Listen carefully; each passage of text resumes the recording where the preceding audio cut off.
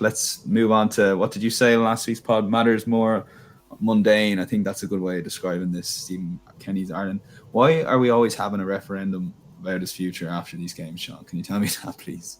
Because it hasn't, to be honest, it hasn't fully been convincing yet from Stephen Kenny. It's kind of like a 6.5, 7. Normally there's been very few 10, 9 out of 10 performances, and the prime example being Scotland in the summer. You have a brilliant result and then all of a sudden it's, you don't start the next game as well as you like. So it's no, I felt like, I didn't think the Armenia game was going to mean much, even if we won 4-5-0.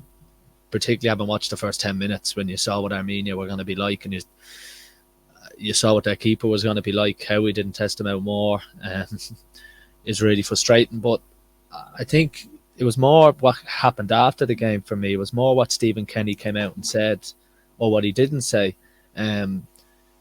Because when Ireland conceded those 2 goals in 3 minutes, Stephen Kenny's one of them, and he's had to do it, in fairness to him, throughout his whole reign, where he's had to try and look on the positive side and say we've done this and we've done that, and he hasn't really been able to be hypercritical of his team yet. And I thought it was the perfect opportunity for Stephen Kenny to go, listen, that 5 minutes was totally unacceptable. We completely lost the run of ourselves, and we need to look at this. And he didn't really. He mentioned a few different things, but he wasn't too damning on the players. And he mentioned how he's not going to see the players till November. And I was a little bit disappointed with that, because I think it would have been a real time for Stephen Kenny to be firm with the players, to be firm in himself as Ireland manager. And he didn't quite do it. And, he even using the word exceptional, saying we are exceptional at times. There was, to be honest, at no stage in that game did I think we were exceptional. Armenia were brutal, weren't they? Yeah. They were really poor. You look at the 3 goals. One was from a set piece. I'm not knocking these. One was from a long ranger, and one was a penalty. There was no real 5 or 6 minutes of real sustained pressure where we're creating 3 or 4 opportunities and keepers pulling off 4 saves. It wasn't that, and that's what exceptional football is. So I just think with Stephen Kenny, I just think he got the tone of his interview really wrong, and as a result, I think has opened up doors for more criticism. And look, some of it is too much. I've always been of the opinion, particularly from early on in his reign, that it was always going to be on the Euros 2024. That's the big one for me. Look, that's his campaign now. That's, at the end of the day, we have to qualify for that tournament. When you look at the group of players we have and the age profile, we really need to be pushing on and qualifying for tournaments. So in my head, I'm reserving a lot of my judgment till then. But some of the criticism is off the chart, and then just on that, go on, yeah. Some of the positivity then is off the chart. So there needs to be a real strike and a balance. Well, like say Damien Delaney's comments, did you think they were fair? For those that didn't see, he was essentially, I thought he went in a little I'd have a little bit more sympathy with some of Stephen Kenny's interviews, because he's not the most comfortable man on camera. Whatever how good or bad his Dundalk interviews were, and by all accounts they were a lot better than his Irish interviews. I don't think it's fair to judge him on that. I appreciate, I to a point, he did sort of say that we need to do better, 2-0 up and not go for things and not have a look. I think ultimately the Armenia performance was down to playing a back 5. I just don't think that works in terms of building patterns of play for Ireland anyway, against Armenia. But going back to the point with Damien Delaney, that I don't know, I feel he jumps on every single word that Stephen Kenny said there. That I don't know, I felt he was a little bit over the top, to be honest with you. He always said his big point was Stephen Kenny doesn't have a hold on an Irish team playing football. 100% he doesn't, but he's the only manager we've had so far that's given that a chance and brought through young players, and there's no guarantee the next manager will do that. So I was a little bit disappointed with him overall. I thought he wasn't challenged enough on his comments either, but I'd like to get your take. I didn't listen fully to everything Damien Delaney said. You had the right idea, I think. No, look, again, he's entitled to his opinion. There's a lot of people in his way of thinking as well. You have to remember this, maybe not as much as people who are for Stephen Kenny at the moment. But when you're a manager of a national team like Southgate is, like Stephen Kenny is, or you're a manager of a big club like Man City, Liverpool, you get hung on your every word. There's a reason there's lots of journalists at press conference, and there's lots of articles written about things. One of your main jobs is to communicate, and to communicate effectively. And look, I thought it was a really interesting interview with Tony O'Donoghue, who always, in fairness to him, seems to get the best out of Ireland managers. But I thought it was the real time, because I didn't really care about what happened on the pitch, if I'm honest. Like, I was watching the 21s for a large majority of it, but I wanted the Kenny to be a little bit more commanding, and I think he just left it. What I'm saying is, I think he left a few doors open after the interview, when I think it could have really been swept under the carpet a little bit more. But look, as we said, we still won. We're in Europa League or Nations League B next year, or next time out. Highest ever Nations League finish. Yeah, after should have been relegated the first time, but go on. But the key for me again is, it's not harp on about it, but it's the Euro qualifying, and Stephen Kenny has to make sure that when the draw happens, and I think the first set of qualifiers could be in March. I think around that time. It's March, and it goes. There's going to be 2 games all the way through to October, so 10 games total. If you're in a group of 6, he has to be ready for that, and he has to make sure he knows his best 11, and which I think he does now, to be fair. But if we get to March and we don't get, we've 2 winnable games and we don't win both of them, then I think the pressure will really start to come, and he's got to try and find a way of getting to March in a better position than he is right now, and it'll be interesting to see how he does it. Yeah, it's look, again, I think people are sick of talking about it, but like you said, the performance is just when you think you turn the corner. You touched on something chatting to me there last night about it, but obviously Josh Cullen is a massive loss, and geez, I was looking back on his career this morning and how he's kicked himself on, and that turning point for his career. I know he had a couple of loan spells at Charlton back to back, but I think that Anderlecht move that he did for a couple of seasons has made him the player he is. And obviously he's gone to Burnley and followed Vincent Kompany. Not a bad man to follow, I reckon. And I think his stock definitely rose a lot there last night, given that we didn't have that player that can get on the ball and keep it. So look, and I have sympathy for Kenny in that sense. Like he has found his best team to a large extent, and while I disagree with Ogbeni not at least getting on last night, it is good that he's trying to build some sort of partnership up there with Obafemi and Troy Parrott. Whether they're the right 2 players, perhaps there could be a small bit of changes there. I don't know if Ogbeni can play up front with Obafemi.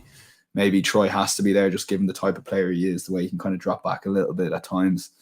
So he has a midfield 3, which is Knight, Malumbi, and Cullen, and then he's got his front 2 there. And I think his back 3 is settled unless he wants to bring in Oma Bandadelli. So, and his wing backs are pretty much set, aren't they? And James McLean, perhaps Robbie Brady, and Matt Doherty if he can get back in that Spurs team, and perhaps or Seamus Coleman in a big game, or if you want to go attacking Adam Brown. So he's built his team, hasn't he? And he wanted to kind of keep that more or less in the Armenia game, but I just feel in a game like Armenia, and we're going to have a pot 6 team and a pot 5 team potentially if you're in a group of 6, that we've got to find a way, and perhaps a back 4 is just better placed. Like Nathan Collins can play in a back 4, and Egan can play in a back 4. Do you know what I mean? So, and I understand we don't quite have the wingers there like you've touched on the podcast before, but I definitely feel there's room for Ireland to be playing a back 4 against the likes of Armenia, and I think that's where we're getting unstuck a little bit, because you look at that, we spent most of the game, the Darragh O'Shea switching it to Nathan Collins, back to Darragh O'Shea, it was just a waste of a player there, and the whole point of it was so we don't concede then, and then we ended up being all over the place regardless of having a back 3 or a back 4. So in that sense, why didn't we have a back 4 in the game? To me, it didn't make sense. A lot of people picked up on it. It's a popular opinion to have, but I think there's some truth and merit in it against a team like Armenia. Yeah, it is where you don't have a natural number 10. Jason Knight is kind of playing as almost the furthest forward of a 3-man midfielder, but he's not a natural kind of number 10 or playmaker, but he did link up really well with Robbie Brady in an almost kind of, they had 2 almost on that left side, and at times I would have liked to have seen someone over with Matt Doherty, almost helping Matt Doherty, similar in the kind of the 2 partnership that Brady and Knight had on the left hand side, which worked well in the first half. Now you're right about Josh Cullen. Look, I think a lot of centre midfielders get slated for, for people who maybe don't appreciate the role that they have by saying they just pass it sideways and they, just do the simple things, and they're not looking to play forward, if you like. But you could repeatedly hear Keith Andrews and Stephen Kenny shout, move the ball quicker during that first half, keep the ball moving, switch it. And that's what a good central midfielder does. And Malumbi, to his credit, hasn't really played as a lone holding midfielder or as a lone number 6. I think he did okay in the game. Obviously, probably should have been sent off. And Hendrick, again, we know that's probably not his natural game. So exactly the reason why Josh Cullen is in the team is for that ability to keep the ball moving, moving the ball quicker. And those best midfielders set the tempo of a game. And it's exactly what we are missing. And then in the second half, again, Josh Cullen, I don't think if he was playing, we would have conceded, particularly the second goal, never mind the first. But you're right about his move to Anderlecht. Dan, I'm looking at some of these under-21s players and kind of commentary. I think he's 21 now. He's been a brilliant player for the under-21s, but he's at West Ham and he's not playing. And he was on loan last year and had a brilliant run with MK Dons, having a poor loan at Peterborough. And he's just got to find a way of doing the Josh Cullen. And because there's definitely a place for him in the Ireland squad. And again, someone like Leo Connor, and he's kind of playing as a midfielder for Tranmere now a lot, as a central midfielder, despite playing right back for the 21s.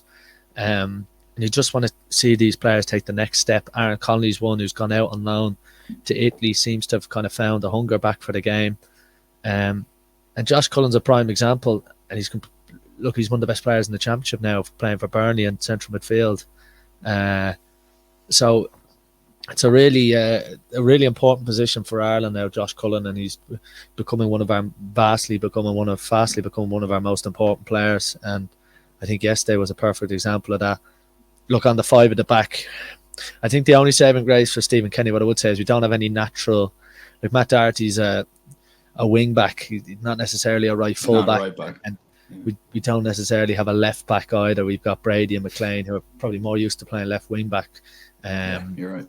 So it's I can see why. Yeah, I can see why he hasn't gone for it. Yeah. But I was just a little bit disappointed. I was really disappointed with the performance, but just with some of the players as well, that they didn't help themselves. And this under-21s team is coming. There's Gavin Kilkenny's at Stoke, who's obviously injured for this camp, and the 21s. You look at that team at the moment. There's 7 or 8 players missing from injury, let alone the lads playing with the senior squad. So, make no mistake, there's a lot of good young players coming through that Stephen Kenny will want to fast track into the squad as well. So I think there's a few of those players on borrowed time. But I must say, look, we've a photo of Robbie Brady on the screen there. I was so happy to see him score. With all the injury issues he's had, with the kind of disappointment at club level in recent times, and for him to have that moment, I wish that's what the talking point was of the game. But obviously the game was a little bit more than that. But I was delighted for Robbie Brady, because he's been a brilliant player for Ireland when he's been fit. Yeah, I caught most of the coverage of RT and Virgin Media, so apologies if I'm wrong, but I don't think enough was made of Robbie Brady scoring the winner there. I understand it was a penalty, but he's had such a tough time, and it was sort of forgotten. It actually took me a few minutes to realise. For him personally, that must have been his highest he's ever been, or his highest since France, since France 2016 against Italy in the Euros. Like, it has to be. So he was buzzing, absolutely buzzing, and it was great to see. And look, he's only 30. I know he's had a lot of injuries. His body is probably older than 30 in terms of injuries, but he definitely has a role for sure. And he does, well, James McLean has, to be honest with you, done quite well for Stephen Kenny overall.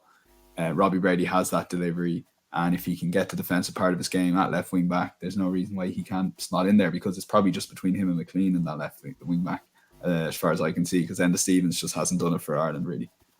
Well, also, but you look at, again, I know Tariq Wright played there in the first leg, but Andy Lyons was brilliant in the game in Tel Aviv, and he's had a brilliant run for Rovers, and he's playing in the Conference League now, and he's going to get his move to Blackpool.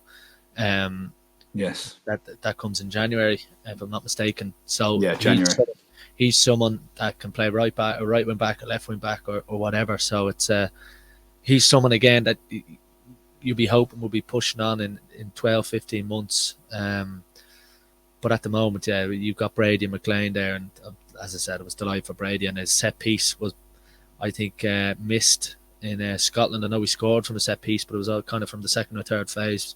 But Brady's brilliant on dead balls, and as a result, there is that place there from a left wing back, because if you actually look at the team, McLean's the only left footer who started in Scotland, and you'd probably pick Brady's dead ball ability over McLean. So it'd be interesting to see if Kenny had a gun to his head and we had a big game in the morning, who would he start? So I think Brady's performance would have hopefully put a few ideas or a few selection issues for Stephen Kenny now.